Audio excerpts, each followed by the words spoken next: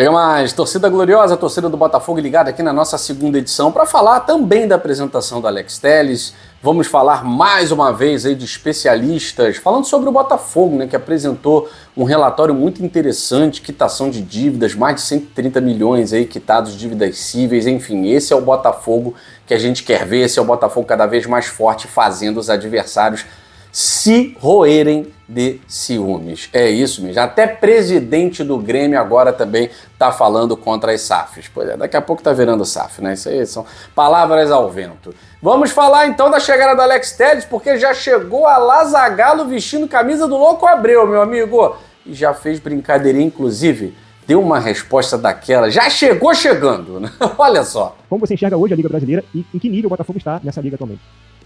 Primeiro, né? Simples.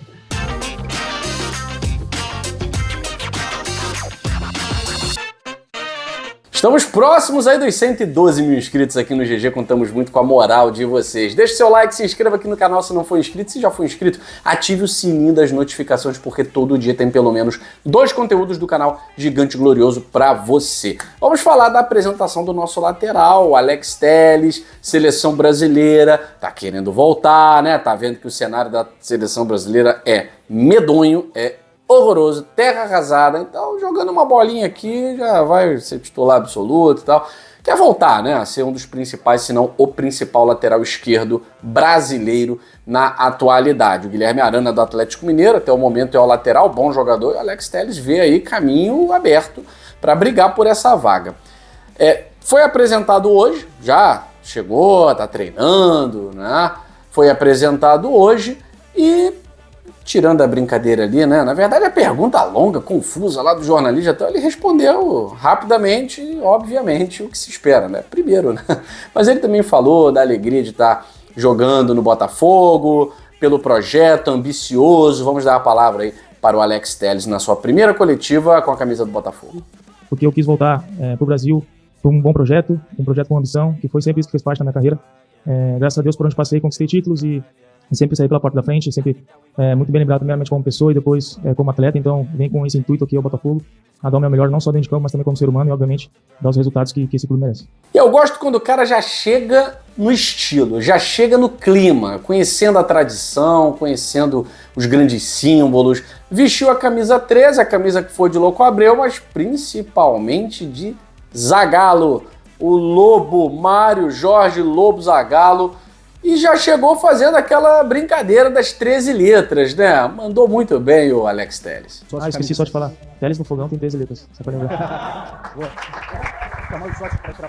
É isso, Telles no fogão tem 13 letras e que você estreie muito bem, meu garoto. Não sei se essa estreia será contra o Corinthians, mas quando for, que seja uma excelente estreia. Aliás, essa contratação da SAF Botafogo foi daquelas que a gente sempre quis, né? Uma contratação sem muito escarcéu, sem muito aviso prévio, uma das contratações mais rápidas da SAF Botafogo. Inclusive os próprios diretores, né, exaltando a contratação, o nível da contratação do Alex Telles e a rapidez com que essa contratação foi feita, né? A gente falou aqui, faltando, acho que era no dia 2 de setembro, né, gente? Talvez venham surpresas. E aí veio o garoto lá da base do Grêmio, o Lucas, mas pode pintar mais. Só que eu confesso a vocês que não imaginava que num espaço tão curto de tempo o Botafogo fosse fechar essa contratação tão significativa para essa janela. Agora o nosso elenco está redondinho, pronto para brigar por coisas grandes. E foi para isso que o Alex Telles veio, né? Inclusive ele falou até da convivência dele com o Cristiano Ronaldo. Isso, claro, né? Você conviver com jogadores que têm sede, fome de vencer, isso é muito bom. Acho que o pensamento do Cristiano Ronaldo, que é esse pensamento o tempo inteiro por vitória, vitória, vitória, ele é o pensamento do Arthur Jorge, né? O Alex Telles está chegando no ambiente, está chegando em um grupo em que a mentalidade é vencer. Isso é muito bom porque o Alex Telles é um jogador vencedor. Agora, vamos lá, né? Eu falei para vocês que tá todo mundo aí apontando as suas metralhadoras de palavra, né? Metralhadoras verbais contra a SAF Botafogo. E agora foi a vez de um dos dirigentes do Grêmio dizer que essa concorrência das SAFs é desleal. Bom, eu acho que é desleal o modelo que o Grêmio adota. Isso é desleal com o seu torcedor, é desleal com a sua história. É um modelo realmente desleal. Que é um modelo ultrapassado de gestão, é um modelo que precisa vender o almoço para comprar a janta. A venda do Cuiabano é um exemplo disso. A venda de uma das suas joias da base é outro exemplo disso. E nos dois casos o Botafogo foi quem se beneficiou. Assim, sinceramente, para pagar 9 milhões no Cuiabano não precisa nem ser SAF, né? Então, a questão do Grêmio aí realmente é uma gestão temerária. Se o clube não consegue com as próprias pernas andar, ele precisa tomar uma atitude. Uma das atitudes que se podem tomar é transformar-se em SAF. O Botafogo fez isso, o Atlético Mineiro fez isso, o Vasco fez isso, o Bahia fez isso, outros clubes estão nesse caminho, o Cruzeiro fez isso, e estão aí, com mais sucesso do que o Grêmio. O Vasco sempre foi o ponto fraco, né, da turma. E agora o Vasco está na parte de cima da tabela. Não é mais o ponto frágil. Pode ser em administração, em reforços, em várias outras coisas, né? Mas em termos esportivos, posso dizer que o Vasco está bem melhor do que o Grêmio. Tá numa Copa do Brasil, quartas de final. O Vasco tá aí precisando de um empate para passar para a semifinal. O Vasco tá no Campeonato Brasileiro na parte de cima. Então não é mais a ponta frágil das SAFs dentro de campo, esportivamente, né?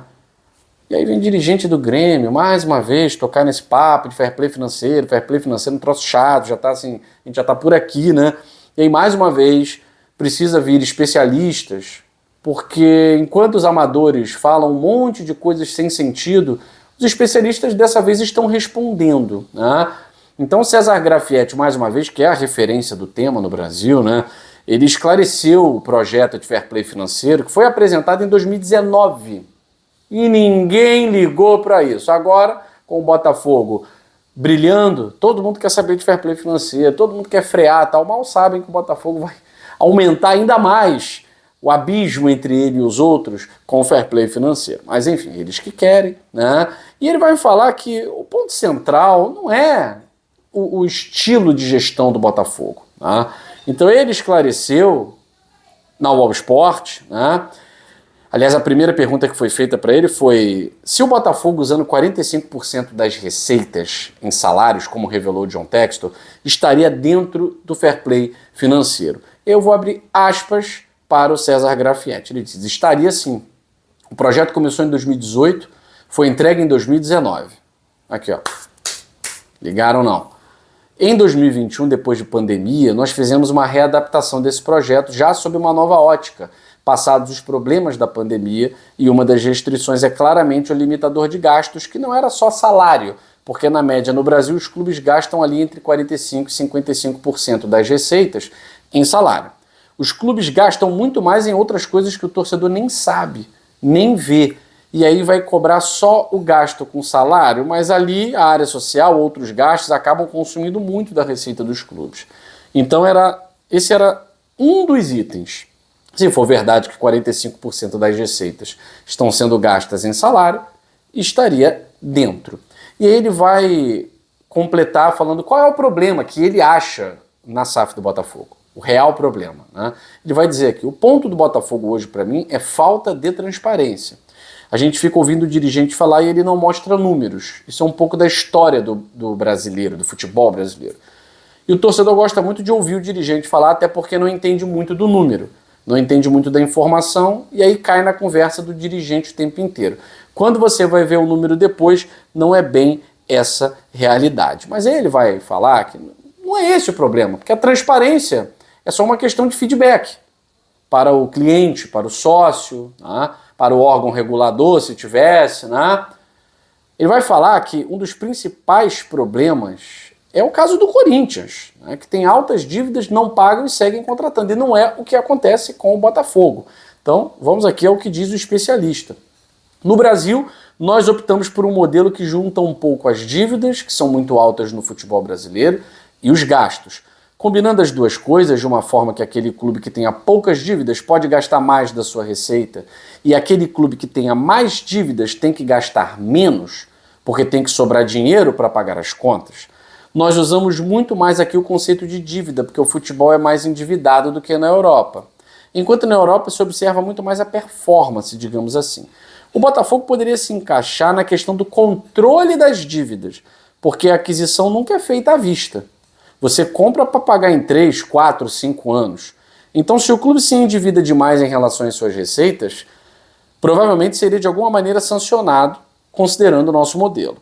Na Europa, isso é completamente ignorado. Inclusive, na Europa, se permite muito que o acionista coloque aporte, recursos para cobrir prejuízos. Na Inglaterra, até 90 milhões de libras podem ser aportadas pelo acionista para cobrir prejuízos acumulados em 3 anos. Veja como é comum, né? Então, no caso do Botafogo, por conta das dívidas de aquisição, sim, poderia ser uma forma de quebrar as regras, digamos assim, tá? E aí ele diz que o ponto central, esse é o ponto central do que é o sistema. O objetivo dele é evitar atraso, evitar falta de pagamento, seja para outros clubes, seja pagamento de salário, seja pagamento de impostos. Então, quando a gente ouve muito discussão, o Flamengo, o Botafogo, o Palmeiras, quem contratou mais? Ou o Cruzeiro, ninguém fala do Cruzeiro, disse ele aqui, né? Ninguém fala do Cruzeiro, mas também investiu bastante em contratações. Esse é um problema que eu diria menor. Isso não é nenhum problema. São investimentos que estão sendo feitos. O problema está naquele clube, como você citou, o Corinthians, que contrata e não paga, que não paga salário, que costumeiramente não recolhe impostos e encargos. Esse é o clube que destrói a estrutura. E o fair play financeiro vem com o conceito de tentar manter a estrutura equilibrada. Por quê? A partir do momento que o Corinthians ou qualquer outro clube faz isso, gasta sem lastro, sem capacidade, passa a dever todos os outros clubes da estrutura. Os outros olham como exemplo e falam, se eu não fizer a mesma coisa, eu não serei tão competitivo. Você ali gera uma bola de neve que vai fazendo outros clubes tomarem a mesma atitude. Essa é a grande questão. Então veja, o que está todo mundo aí chorando, ele vai dizer isso que está acontecendo com o Botafogo, isso não é um problema. Isso não é uma questão. Porque isso é normal na Europa. Inclusive citou o exemplo aqui da Inglaterra. Então ele está explicando aqui que a grande questão é o time que quer gastar, não tem para gastar, tira do outro adversário, não paga, tira a competitividade do outro adversário e ainda gera bola de neve. Não é o caso do Botafogo, porque o Botafogo hoje é uma sociedade anônima do futebol. E quer queira o dirigente do Grêmio, quer não, a SAF é prevista em lei, tá? O Botafogo está dentro da lei, certo? Não há mais o que se falar nisso. O que passar do que o César Grafietti falou é chororô. Fico aqui. Um beijo grande para vocês. Saudações alvinegras. Fui.